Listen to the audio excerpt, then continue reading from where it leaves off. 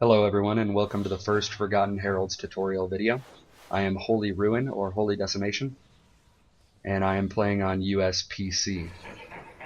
And we're going to be talking today about Paradox Wave. Specifically the Epic Odyssey feat, positioning, and general strategy for the map. So first we're going to talk about these blue orbs. They can kill you, just keep that in mind. They shoot little orbs out of them that'll hit you and damage you for a lot. So steer clear of them. If somebody dies out here, have the troll get them with their shield. Second thing we're going to talk about is you got to imagine this place as a baseball diamond. This being home base right here, pillar 1, or home pillar. This is first, second, and third. Just imagine lines connecting all of them and stay inside of them, because if you don't, the balls can hit you and you don't want that to happen. I'm going to tell you about the 2 phases while fighting the tyrant and the mini bosses. You're going to have to keep your eyes open for these things. First one is the pillar phase, and it happens randomly, so it could be pillar or jail phase. So I'm going to talk about pillar first. Pillar phase, you'll see a lightning bolt on the pillar itself, and you need to damage it to bring it down. It only takes 1 damage per hit, so don't waste any power on it. Use this to build up supercharge. So the one thing that you need to watch out for with the pillar phase is the pillar will produce white energy at the top, and it will fall down the pillar. When it hits about middle, everyone needs to block. Otherwise, when it explodes outwards, you'll take an extreme amount of damage. There's a possibility of dying. You don't want to do that if you're going for the stay awake feat. And you need to kill them generally third base, second, first, and then home. Jail phase. While you're fighting the tyrant, he can jail the group, so you got to look out for that as well. And it'll happen randomly to random characters, and they'll be jailed here or across the map here. When you are jailed, you need to tell the group that you're jailed either east or west. This is being west, the other being east. And there are 2 eggs that are going to spawn for each jail. And you need to put 2 eggs in to release the person. If you put 2 eggs in both of the jails, then a mini boss will come out, and you have to start fighting that. So keep that in mind. If it's a healer or a tank that's jailed, you need to scramble and get them out immediately. If they're both, then you just got to do it and hope for the best. Or if you have armories and you're able to do your secondary role, and that happens to be tank or healer, go for it. After that, deciding who gets pulled out of the jails first is really up to the group. If you want the highest troll, highest DPS, go for it.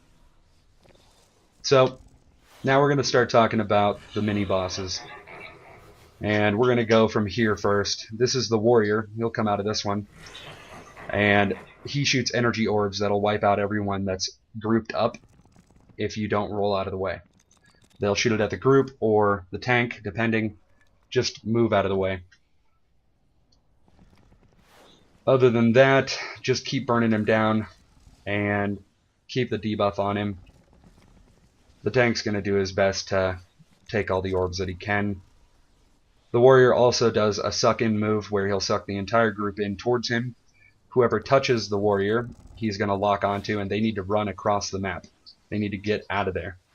Otherwise, he'll do what's called a room wiper, and he'll shoot multiple balls at once, and it can kill pretty much your whole group. So keep your eyes open on that one. And that's the warrior. So now we're going to talk about the sentry. The sentry is going to come out. He looks kind of like a little spider. You burn him down as fast as possible. The tyrant will be rolling and dropping during all mini bosses. I forgot to mention this. And there are areas where there's double damage areas. So it's kind of like shortstop. So you have to position yourself correctly for each boss fight. And some of them are at home pillar, some of them are in the middle. Just depends on which. So when he comes out, the tank is going to try to keep him right around here. And then orbs or eggs will spawn.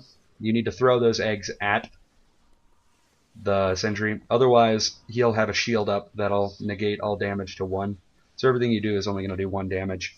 So you got to get those eggs on him as quick as possible.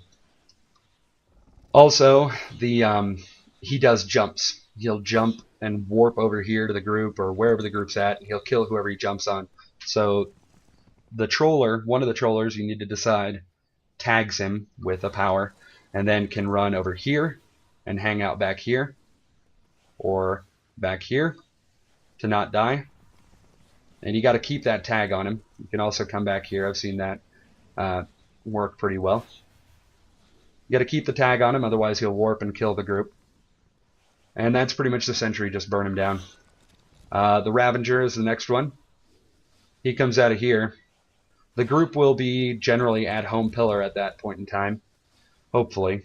And he'll come out of there. And he'll start charging towards the group.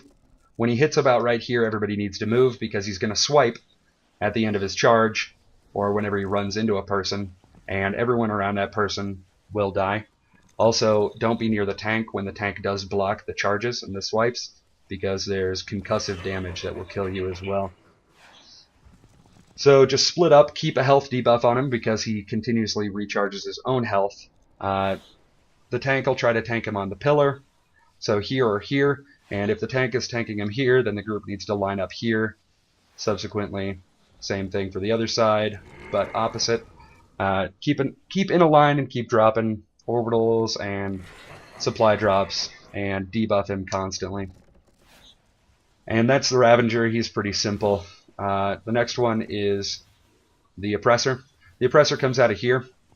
Now, you need to have somebody right here when the Oppressor pops up. You can watch him happen on your minimap. And normally it's a troll with his shield up. He'll get lasered, and then he'll track the troll and follow the troll. The tank should be back here preparing to pin him. So then the troll runs away as the tank re-engages with the Oppressor. At this time, when the Oppressor is around here, the troll, whoever is tagging, needs to tag him, then run across the map, either here or here. Keep your eyes open because there's a lot of stuff that can kill you over here. Keep doing your job. I tend to be right here, so the orbs have less chance of hitting me. But then you also have to worry about the Tyrant, so just stay smart and keep moving, but stay generally over there. Because the Oppressor will orb the furthest person, and that will kill you. You're going to be put into an orb and somebody has to pick you up and drop you. And that's the only way to get out of it, and you're dead either way. Just keep the debuffs going, keep killing him, and then once all of the minis are dead, kill the Tyrant. Pretty simple. Those two phases are going to continue to happen throughout the match, so keep your eyes open for them. In the beginning, when you're burning down the Tyrant waiting for the first phase or the first boss, don't bring him down below half health because all of the mini bosses will come out at once and it's chaotic and probably a room wiper. Other than that, that's Paradox Wave. I know I explained it pretty simply, but things can happen that will make this hard.